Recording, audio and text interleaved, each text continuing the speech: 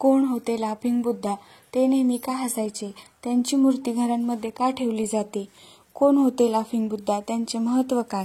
संपूर्ण गोष्ट जाणून घ्या. तुम्ही सर्व घरांमध्ये आणि ऑफिसमध्ये लाफिंग बुद्धाच्या विविध प्रकारच्या मूर्ती पाहिल्या असतील.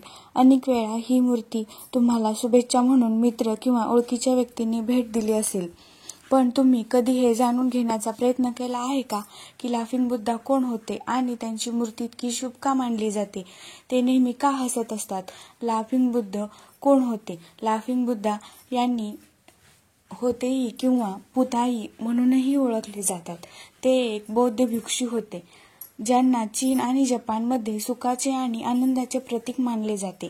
ते का हसतात? असे मानले जाते की बौद्ध धर्माची शिकवण प्राप्त केल्यानंतर होतेई यांना ज्ञानाची प्राप्ती झाली आणि त्यानंतर ते मोठ्याने हसू लागले.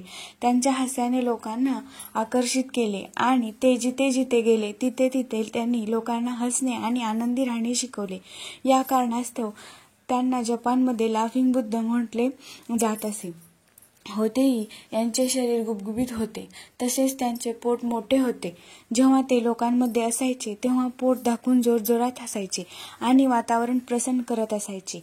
ते जिथे जायचे तिथे लोकांना इतकं हसवायचे की तिथली नकारात्मकता पूर्णपणे नाहीशी होत असे. लाफिंग बुद्धाचे महत्त्व.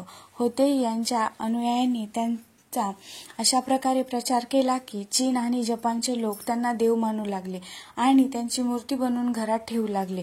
कालांतराने लाफिंग बुद्धा हे सकारात्मक ऊर्जा, संपत्ती आणि समृद्धीचे प्रतीक मानले जाऊ लागले. ज्यांची हसण्याची मुद्रा आणि गुबगुबीत शरीर नकारात्मकता दूर करते आणि घरात, कार्यालयात आनंदी वातावरण निर्माण करते.